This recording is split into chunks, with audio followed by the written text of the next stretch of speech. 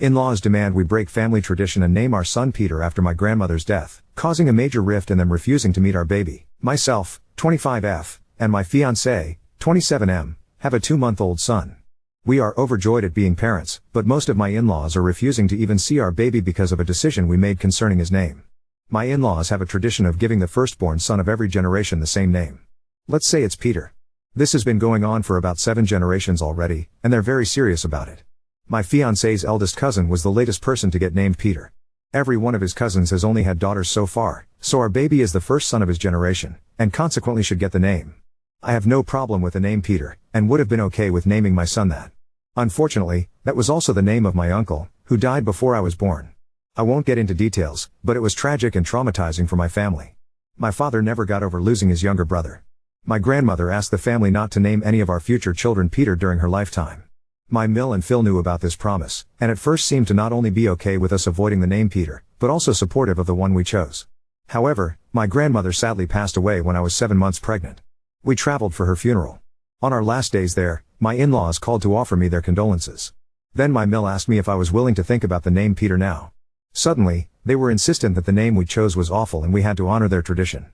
According to them, they had only agreed to make an exception for us for my grandmother's sake, and had no obligation to keep it now that she had passed. My family agrees that while it's true we don't have to avoid the name anymore, it still doesn't feel right to use it. My fiancé agrees with me as well, but his parents spent the last weeks of my pregnancy trying to convince us to change our minds about the name. When our baby was born and we named him what we wanted, my in-laws were furious that we had broken a 7-generation-old family tradition. Some of them hadn't previously wanted to name their sons Peter, but did it anyway for the family's sake. They said our decision was selfish, and that my family should have moved on by now. This has truly nothing to do with whether my family has moved on or not, it just felt like a betrayal to my grandmother and uncle's memories to even consider using the name.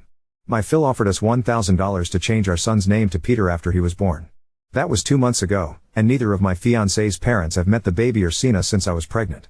Most of my in-laws are on their side, and this is causing a huge rift between my fiancé and his family.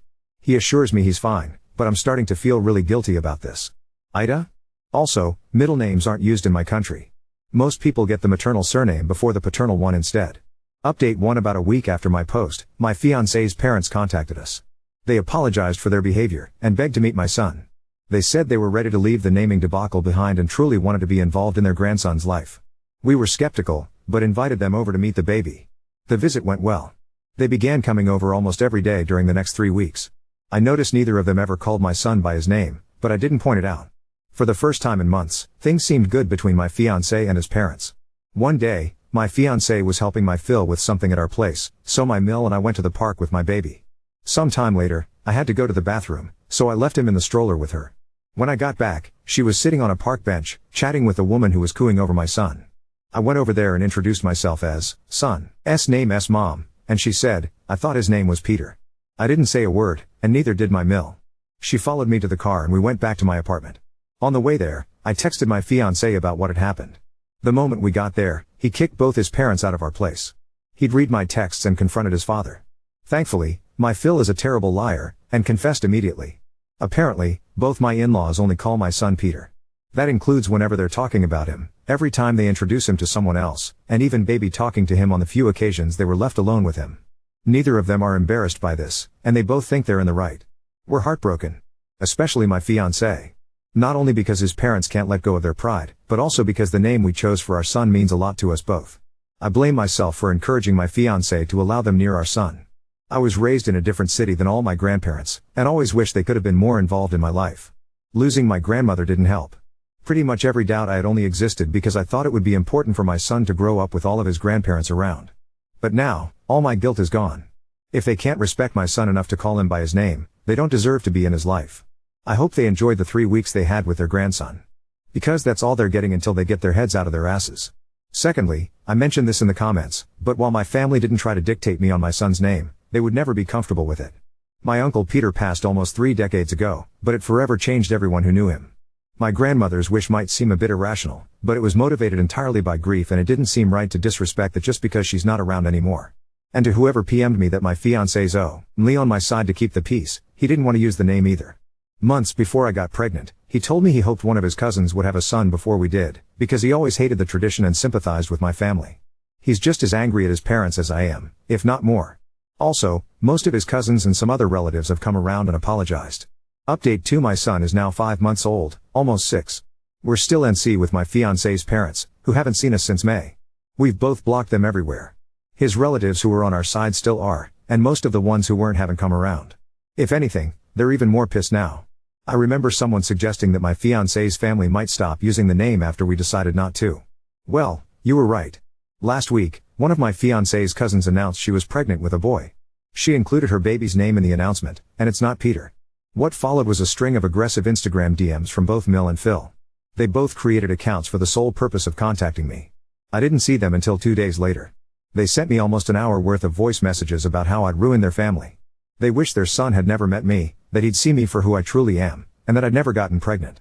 Many of the messages ended with "I hope you're happy now," as if they thought they were getting the last word, only to think of something else they wanted to say. There was name calling, an accusation of me cheating, and the persistent refusal to refer to my son as their grandchild. My fiancé and I listened to the messages together. He hadn't gotten any.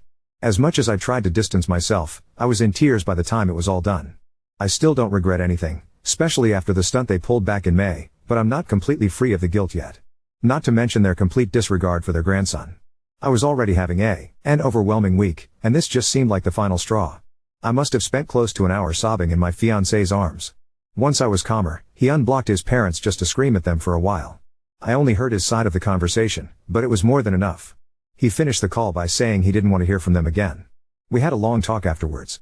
My fiancé opened up about the emotional blackmail by his family before and after my pregnancy. My in-laws were close to threatening him with anything they could if we didn't name our son Peter.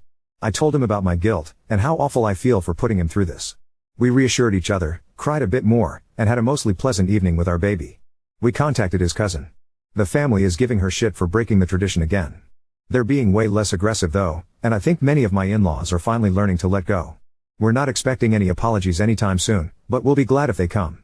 Our wedding will be in September 2024, and whoever doesn't give us a sincere apology until then is uninvited.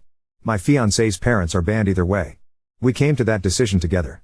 Also, I'd like to address some comments on my previous update about how I was letting my family's trauma win, or how the name wouldn't be hurtful now that my grandmother has passed. I can't stress enough the damage my uncle's death caused. He was only 30 years old.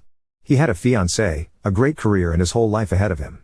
I don't know many details about what happened, because I didn't want to upset my family by asking.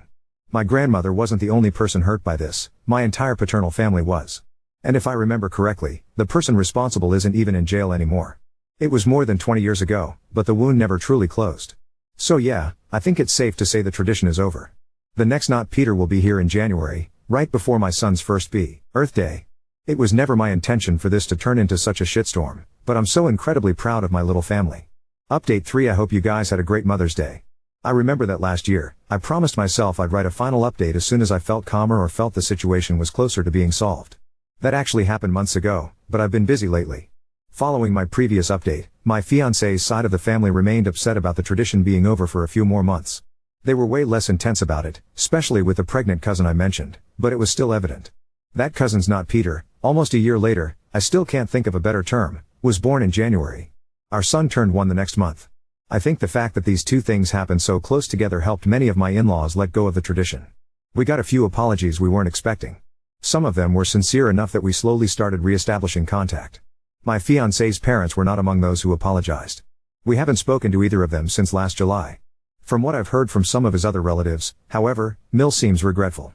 She has told some of them that she wishes she could be part of her grandson's life, and wonders if making his name a hill to die on was a bad decision. Phil, from what I gather, barely acknowledges my baby exists. My fiancé knows about how his mother feels, but he says he doesn't care. And even if we did get an apology, I don't think either of us can forgive his parents.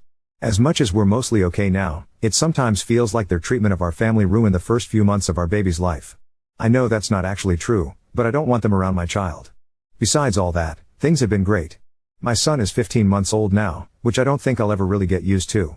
He recently started drawing and has been expanding his vocabulary. He said mama first, bye tea, he way. My fiancé and I are still getting married in September. We're thinking about moving abroad in a couple years, for work reasons, but we're not sure yet. We also recently got a dog. Sadly, we didn't name him Peter. This will be my final update. Whatever guilt I had about this situation a year ago is completely gone, and my life has been peaceful enough that it feels safe to say the shit show is over. Hugo, if you ever find this, you are the most fantastic thing that has ever happened to us. Thank you for letting me be your mom. Thank you, Reddit, for all the love, advice and support you've given me this past year. Commenter, whilst this may be your final update on the naming sage, you said you are getting married in September 2024 and Mill and Phil aren't going to be invited. Prepare for more craziness from them at that time and good luck. Smile. Oop, I really do think this is over. My fiance's parents don't know when or where we're getting married, so I'm not worried about them showing up. They haven't reached out to us in months, and we have no interest in contacting them.